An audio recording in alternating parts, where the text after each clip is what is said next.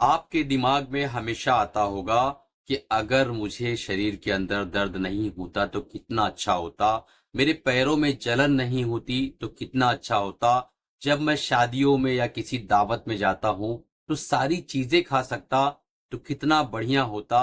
अगर आपके मन में ये सवाल आ रहा है तो इसका मतलब आप डायबिटीज के पेशेंट हो। ये जो चारों पॉइंट मैं इसमें बताने वाला हूं, अगर आपने प्रॉपरली उसको फॉलो कर लिया तो आपकी जिंदगी बहुत ही सरल हो जाएगी और आप सारी चीजों को एंजॉय भी कर पाएंगे। तो अभी तक चैनल को सब्सक्राइब नहीं किया है, तुरंत सब्सक्राइब कर लो, बेल बटन दबा दो, क्योंकि इस तरीके की हेल्थ रिलेटेड टिप्स मैं हमेशा इस चैनल पर अपलोड करता रहता हूं और आप उससे फायदा उठा सकते हो। अपने फैमिली फ्रेंड्स तक वीडियो को जरूर शेयर करो ताकि सभी को इससे फायदा मिल सके।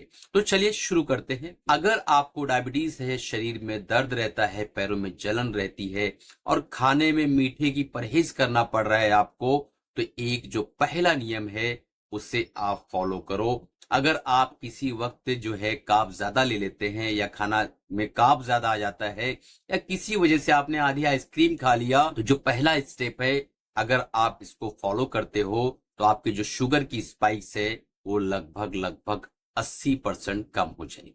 अगर आपने मान लो किसी डिनर के अंदर कार्ब ज्यादा ले लिया और उस वक्त जो है आपने शुगर ले लिया या मिठाई खा ली या आइसक्रीम ले लिया, तो आपको तुरंत जो है खाना खाने के बाद पोस्ट मील वॉक पे निकलना है।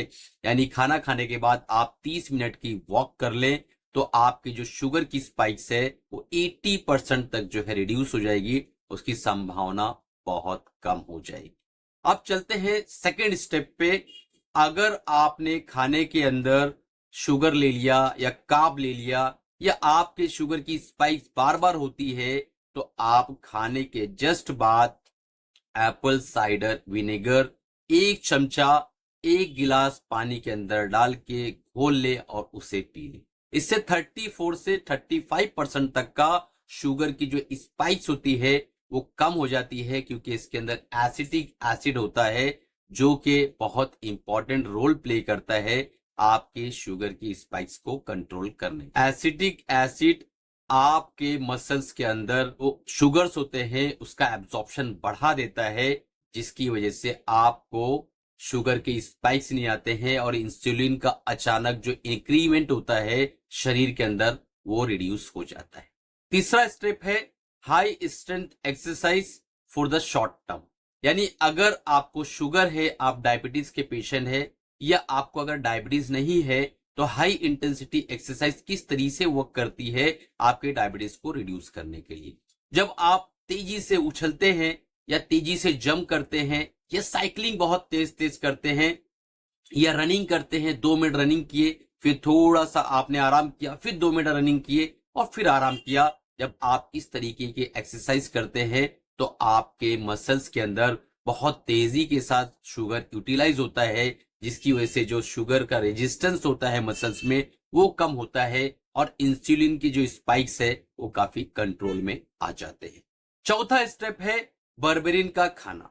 बर्बेरिन के अंदर बहुत ही बेहतरीन गुण पाए जाते हैं और अगर आप अल्फा लिपोइक एसिड के साथ इसको खाते हैं तो ये दोनों कॉम्बिनेशन की वजह से आपकी जो शुगर है वो काफी नियंत्रण में रहने लगे। देखा गया है कि बर्बेरिन के अंदर मेटफॉर्मिन के 600 मिलीग्राम के आसपास जो है इस तरीके का गुण पाया जाता है। मेटफॉर्मिन आपको पता होगा कि सबसे बेसिक दवा है डायबिटीज को कंट्रोल करने में, और ये जो है आपके मसल्स के अंदर, सेल्स के अंदर एब्जॉर्प्शन जो है शुगर का बढ़ा देती है, जिसकी वजह से इंसुलिन का स्पाइक कम हो जाता है और आपको जो है शुगर से काफी राहत मिलती है, काफी कंट्रोल रहने लगता है। पांचवा स्टेप है मैग्नीशियम और पोटेशियम का इंटेक।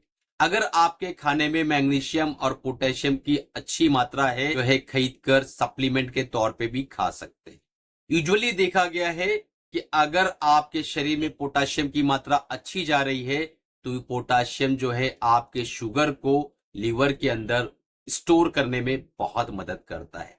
अगर लीवर के अंदर प्रॉपरली स्टोर होता है शुगर, तो आपकी इंसुलिन की जो स्पाइक्स है वो काफी कंट्रोल रहती है और आपका शुगर जो है नियंत्रण में रहने लगता है, क्योंकि पोटेशियम जो है वह आपके मसल्स के अंदर जो सेल्स है उसको यूज कराता है शुगर को, ताकि आपकी जो शुगर है वो सेल्स में यूटिलाइज हो सके।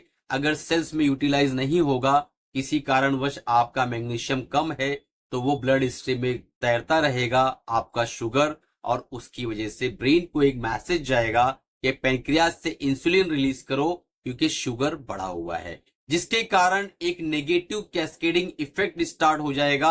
आप कार्ब खाएंगे, आपके ब्लड स्ट्रीम में शुगर बढ़ा रहेगा, शुगर बढ़ा रहेगा, ब्रेन को मैसेज जाएगा, ब्रेन मैसेज लेगा और पैनक्रियास को बोलेगा कि भाई इंसुलिन भेज, इंसुलिन निकलेगा, फिर आपका शुगर कंट्रोल करने की कोशिश करेगा और एक तरह के जाल में आप फंस जाएंगे, जिसकी वजह से आपकी शुगर कंटिन्यूअस बढ़ी हुई आएगी। आज का ये वीडियो कैसा लगा? अगर अच्छा लगा हो तो चैनल को सब्सक्राइब कर लो, बेल बटन दबा दो, लाइक करो, अपने फैमिली फ्रेंड्स तक शेयर करो।